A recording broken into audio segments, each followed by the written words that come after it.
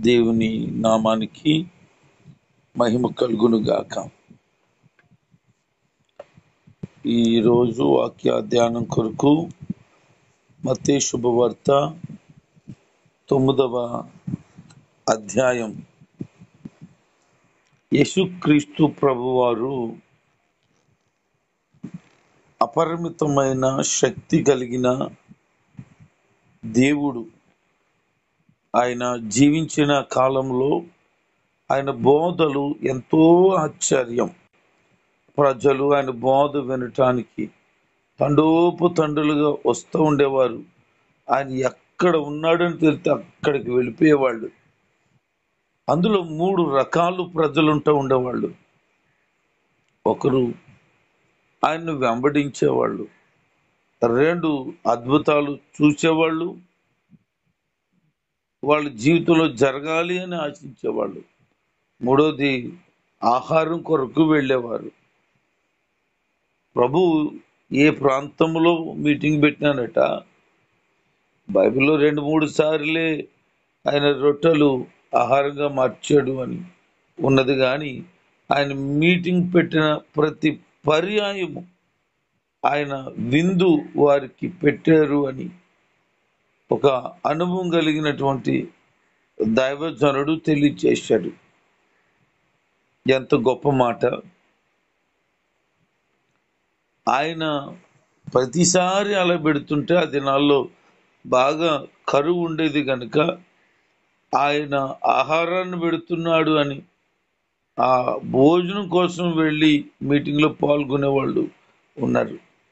నేను Bible training చేస్తున్నప్పుడు సాక్ష్యాల time వచ్చింది. ఒక సహోదరుడు సాక్ష్యం చెప్తూ, నేను బైబిల్ ట్రైనింగ్ ఎందుకు వచ్చానంటే 3 పూట్ల భోజనం ఫ్రీగా దొరుకుతుందని అన్నాడు. మేము నిర్ఘంతపోయాం, ఏంటి మాట అని. వాళ్ళ ఫ్యామిలీ విషయం చెప్పాడు సహోదరుడు. చాలా బాధతో మాట్లాడాడు. మాకు కూడా చాలా బాధ అనిపించింది. భోజనము లేక భోజనము కోసం 2 సంవత్సరాల ట్రైనింగ్లో గడిచిపోతుంది అని రావడం నిజంగా చాలా బాధ అనిపించింది. ఏదేమైనా దేవుడు ఈ రోజున బాగా వాడుకుంటున్నారు. ఆయన పరిచర్యలో, సంఘ స్థాపనలో. దేవునికి మహిమ కలుగును గాక. ఇలాగున్న యేసు ప్రభుని వెంబడిస్తున్న ఆ దినాల్లో ఆయన ఎక్కడుంటే అక్కడ ప్రజలు తండోపతండులుగా వస్తూ ఉండేవాళ్ళు. ఆయన ఒక ఇంటిలో ఉన్నారు. యేసు ప్రభు వారి దగ్గరికి ఒక పక్షవాతము కలిగిన వ్యక్తిని తీసుకురావాలని ఆలోచన చేశారు. ఒక 4 స్నేహితులు, మా స్నేహితుడు బాగుపడాలని ఆశతో వాళ్ళ వంతు ప్రయత్నం చేశారు, కానీ లోపలికి వెళ్ళటానికట అస్సలు ప్లేసే లేదట. అప్పుడు వారికి ఐడియా వచ్చింది, పైకప్పు పెడితే నేరుగా యేసు ప్రభు ఉండే స్థలానికి దించొచ్చు కదా అని. అతన్ని దించడానికి పైకప్పు విప్పాలా అంటే ఈ ఛాన్స్ మళ్ళీ రాదు, అందుకని విప్పాలి అని వాళ్ళు ఇంటి పైకప్పు విప్పి అతన్ని తాళ్ళుతో కిందకు దించారట. వారి విశ్వాసాన్ని చూసి, అనగా వారి స్నేహితుల యొక్క విశ్వాసాన్ని చూసి ప్రభు చెప్తారు, నీ పాపములు క్షమించబడ్డాయి, నీ పరుపునెత్తుకుని వెళ్ళి ఈసారి అన్నాడు. ఒక వ్యక్తి పాపము క్షమించబడకుండా స్వస్థత జరగదు. పాపంలోనే ఉంటూ ఉంటూ ఉంటూ కూడా నీకేదో మేలు జరగాలి అనంటే ప్రభు ముందు పశ్చాత్తపడు, ఒప్పుకో, విడిచిపెట్టు అని చెప్తారు. ఈరోజు ఈ మాటలు వింటున్న వారులరా, మీ జీవితాల్లో దైవికమైన కార్యాలు కొదువయ్యాయా? అయితే మీరు చేసిన పాపం, అపరాధం ఇలాగున జరిగి ఉండవచ్చు. అందుకే మీ హృదయాలను పరిపూర్ణంగా క్రీస్తు వైపు త్రెప్పండి. అతన్ని స్వస్థపరిచిన తర్వాత అక్కడ కొంతమంది శాస్త్రులు, పరిచయులు ఉన్నారు. వీళ్ళకి ధర్మశాస్త్రం తెలుసు, దేవుడు ఉనికి తెలుసు. కనుక వాళ్ళు ఏమనుకుంటారంటే, ఒక వ్యక్తి పాపములు క్షమించే అధికారం ఉండదు కదా, అది దేవుని దూషించడం అవుతుంది కదా. కాబట్టి ఇతను దేవదూషణ చేస్తున్నారని ఆయనతో మాట్లాడుతున్నారు. ఆయన అక్కడి నుంచి రావడానికి ముందు చాలా అద్భుతమైన సమాధానం చెప్పారు. ఆయన ఏమంటే, మనుషు కుమారునికి అధికారం ఉంది అని, అయినా ఎవరికైనా బాగోపోతే వాడికి ఆరోగ్యము కలగాలి కదా అని ప్రభు తెలియచేశారు. ఆ తర్వాత ఆయన బయలుదేరి ప్రయాణం చేస్తూ ఉంటుండగా మత్తయి అనబడిన లేవి ఆయన సుంకం వసూలు చేసుకుంటున్నాడు. వాళ్ళు రోమా ప్రభుత్వానికి విధేయత చూపిన వ్యక్తి, యూదులందరికీ అసహ్యమైన వ్యక్తి. ఎందుకనంటే ఆ దినాల్లో రోమా ప్రభుత్వం చేతుల్లో వాళ్ళు ఉన్నారు, బానిసత్వాన్ని అనుభవిస్తున్నారు. అలాంటి వారి దగ్గర లోబడిపోయి ఉద్యోగం చేస్తున్నాడు అని చాలా బాధపడుతూ ఉండేవాళ్ళు. ప్రభు అతను పిలిచి మత్తి నన్ను వెంబడించు అని ప్రభు చెప్పారు. యేసుక్రీస్తుని వెంబడించడంలో అతనుకున్న గొప్పతనం ఏంటి తెలుసా? ఆయన పేరుతో ఒక గ్రంథం కూడా రాయబడ్డం ఎంత ఆశ్చర్యం. ఆయన వెంబడించిన వ్యక్తి సమస్తాన్ని విడిచిపెట్టాడు. దేవుని వెంబడించడం అంటే చాలా మంది కూడా వెళ్ళమేమనుకుంటున్నారు. కాదు కాదు కాదు కూడా వెళ్ళటానికి ముందు నువ్వు చేయాల్సిన పని యేసుక్రీస్తుని వెంబడించేడు కొరకు సమస్తమును కూడా విడిచిపెట్టి ఆయనను వెంబడించాలి. అది ప్రభు కోరుకునేటువంటి ధన్యకరమైన సమయం. నీ జీవితంలో దేవునికి ప్రాధాన్యత ఇస్తూ ఆయనలో సాగిపోగలిగితే ఆయన ఎప్పుడు నిన్ను విడిచిపెట్టడు. నువ్వు ఒంటరివి అని ఎప్పుడు అనడానికి వీలు లేనే లేదు. ఇతడు క్రీస్తుకి గొప్ప రాయబారిగా మార్చబడ్డాడు. దేవుడు ఇలాంటి వారిని ఎంత ప్రేమిస్తాడో మనం అర్థము చేసుకోగలం.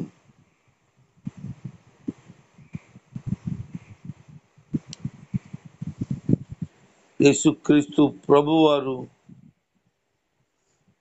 ఆ యొక్క లేవి ఇంటికి వెళ్ళి, అనగా మత్తి ఇంటికి వెళ్ళి భోజనం చేస్తున్నాడట. ఆ భోజనం చేస్తున్నాడని తెలుసుకున్న ప్రజలు చాలా మంది గుంపులుగా ఆ ఇంట్లోకి వచ్చేసారు.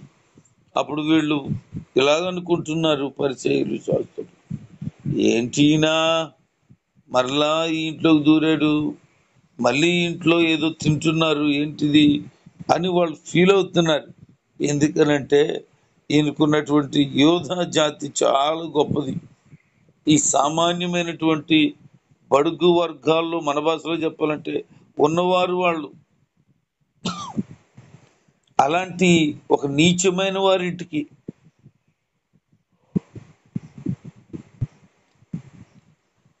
ప్రభువు వెళ్ళాడని వాళ్ళు ఉద్దేశ ప్రకారంగా ఆయన గురించి అపార్థపు మాటలు మాట్లాడుతుంటే ఆయన అంటారు, రోగులకే వైద్యుడు కానీ ఆరోగ్యవంతులకు అవసరం లేదు. పాపులను పిలవచ్చింది కానీ నీతిమంతులను పిలవ రాలేదు నేను. మీరు ఏదైతే ఎవరినైతే అనుకుంటున్నారో వారి గురించిన స్టేట్మెంట్ ఇది అని ప్రభు వారు తెలియచేశారు. ఆయన ఉద్దేశం, ఆయన ఆలోచన ఎంత గొప్పది అంటే ఆయన గురించి ఇలాగ అనుకుంటున్నారు. యోహాను శిష్యులు వచ్చారు, ఏంటి మేము అందరము తరచూ ఉపవాసాలు ఉంటాం, యేసు ప్రభు శిష్యులు మాత్రం ఉపవాసం ఉండరేంటి అనుకుంటున్నారు. యేసు ప్రభు వారిని అడిగేశారు వాళ్ళు, ఏమి నీ శిష్యులు ఉపవాసం ఉండరా అని. అప్పుడు ప్రభు చెప్తున్నారు, పెండ్లి కుమారుడు ఇంట నుండిగా విందు ఏర్పాటే ఉంటుంది తప్ప ఉపవాసం ఉండదు. పెండ్లి కుమారుడు ఎత్తబడే రోజు ఒక రోజు రాబోతుంది, ఆ రోజు వారు ఉపవాసం ఉంటారు అని ఆయన తెలియచేశారు. మనం ఒకటి జ్ఞాపకం చేసుకోవాలి, ప్రభు మనతో ఉంటే ఇక దేని గురించి ఎప్పుడు భయపడనవసరం పని లేదు, చింతించనవసరం పని లేదు. ప్రభువుని కలిగి ఉన్నవారు ఎప్పుడు కూడా అన్ని విషయాల్లో సంతృప్తిని కలిగి ఉంటారు అనేది జ్ఞాపకం చేసుకునండి.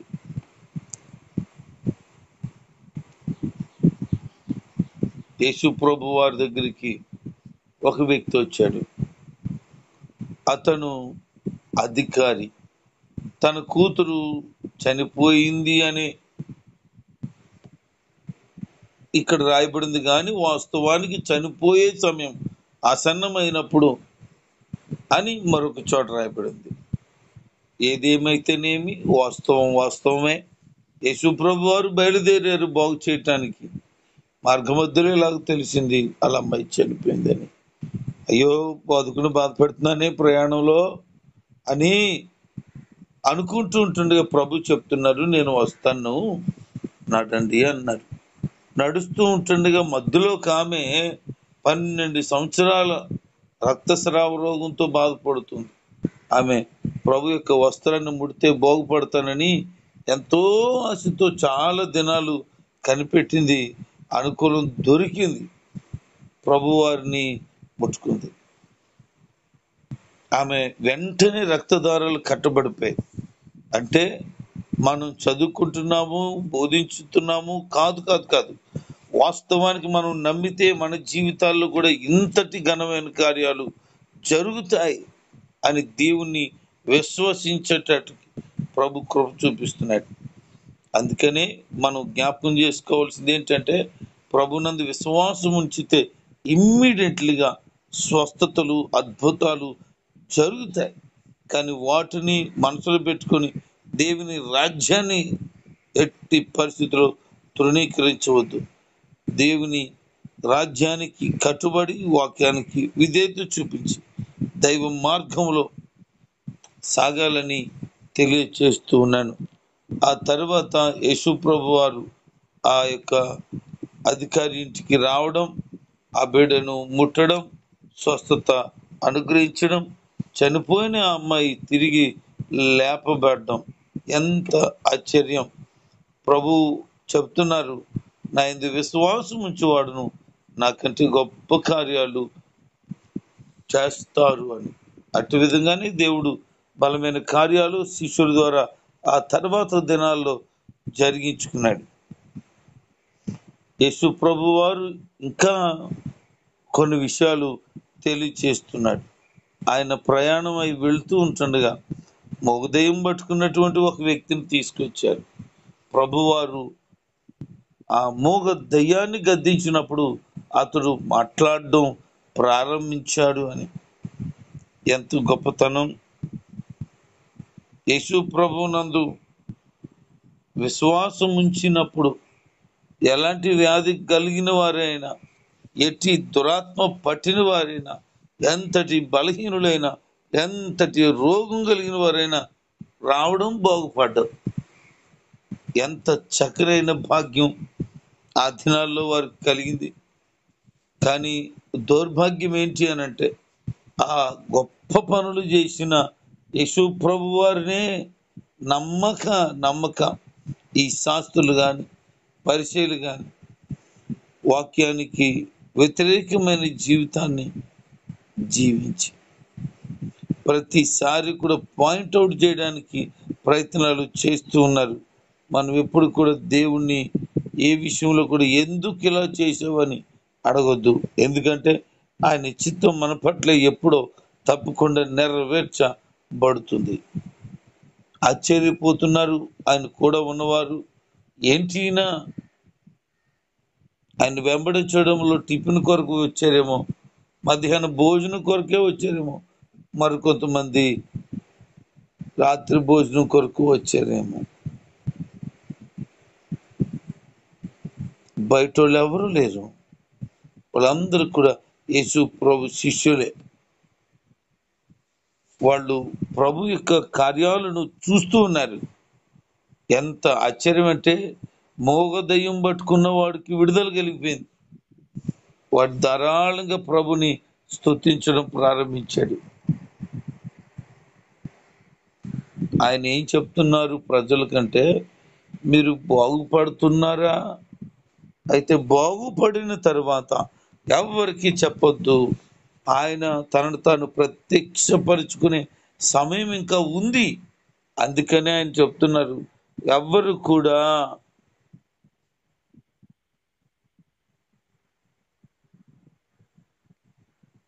ఆయన ఉద్దేశం, ఆయన చిత్తం నెరవేర్చకుండా ఉండకూడదు. ఆయన వెంబడించడంలో వెనుతీయకూడదు. ఆయన చేసిన మేలులు ఎవరికి చెప్పకూడదు అనేది ప్రభు ఉద్దేశం. ఆయన చేసిన కార్యాలట, వారు పొందుకున్న అనుభవాలు ప్రజలకు విస్తారంగా చెప్పడం ప్రారంభించారు. దేశాలకి వారు సాధ్యమైనంత వరకు ఆ విషయాన్ని పాస్ చేశారు. ప్రభు వద్దన్నారు కానీ వాళ్ళు మాత్రం మాట వినలేదు. ఆ తర్వాత సమాజ మందిరంలోనికి వెళ్ళారు. ఆయన బోధ చేయడం ప్రారంభించారు. అక్కడ కూడా చాలా మంది రోగంతో వస్తే వాళ్ళందరినీ కూడా బాగు చేశారు. యేసు ప్రభు వారు స్వస్థపరిచేవారు, బాగు చేసేవారు. మనం ఎట్టి వ్యాధి బాధ బలహీనతలతో ఉన్నను ప్రభునందు విశ్వాసం ఉంచి, ప్రభువా మా జీవితంలో గొప్ప కార్యములు జరిగించంటే తప్పకుండా జరిగిస్తాడు. ఆ ప్రభు ఎలా సెలవిస్తున్నాడు, కోత విస్తారంగా ఉంది, పనివారు కొదువుగా ఉన్నారు. కాబట్టి కోత యజమానుని కోరుకోవాలి, ప్రార్థించాలి. ఈరోజు నీ జీవితంలో ప్రభు ఆశించినట్లుగానే సాగుతుందా? ఈ భౌతికమైన వాటి కొరకు ఆలోచన చేస్తున్నావా? అయితే అవి కాదు ప్రాముఖ్యమైనది. క్రీస్తుని వెంబడించడం, ఆయన శిష్యులుగా మార్చబడ్డం, ఆయన రాజ్య వ్యాప్తి కొరకు ఆత్మ ఖడ్గాన్ని ధరించి ఆయన పనులు, ఆయన పరిచర్యలో ముందుకు సాగడం. కాబట్టి కోతకు పనివారు కావాలని ప్రభువే పిలుస్తున్నాడు.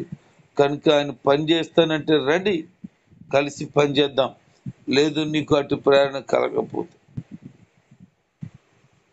వ్యక్తిగతంగానైనాను నువ్వు కొద్దిమందిని ప్రభు దగ్గరికి నడిపించడానికి సంసిద్ధం అవ్వగలిగితే కొద్దిమందిని అగ్నిలో నుండి లాగినట్లు అవుతావు. అందుకని ఆయన సమస్త జనులను శిష్యులుగా చేయండి అన్నాడు. విశ్వాసులు కాదు. విశ్వాసులు కేవలము వచ్చి వెళ్ళిపోయేవారుగా ఉంటారు. కానీ క్రీస్తుని వెంబడించేటువంటి శిష్యులు మాత్రం క్రీస్తు వలె ఉండటానికి ప్రయత్నాలు చేస్తారు. ఈరోజు ఆయన మాట వింటున్న వారులారా, ఎంతకాలం ఆయన పిలుపు విని ఆయన దగ్గరికి రాకుండా ఉంటావు? ఈరోజైనా ఆయన పిలుపును గమనించి విస్తారంగా ఉన్నటువంటి ఆ పంటను కొయ్యటానికై సిద్ధపడు. ప్రభు నిన్ను అట్టి విధంగా సిద్ధపరచును గాక. ఆత్మ సంబంధమైన విషయాల్లో కలిగిన స్వస్థతలు, విడుదలలు ప్రభు ప్రతి ఒక్కరికి బహుగా అందించి ఆయన రాజ్య వ్యాప్తి కొరకు అందరినీ వాడుకొనుగాక. ఆమేన్.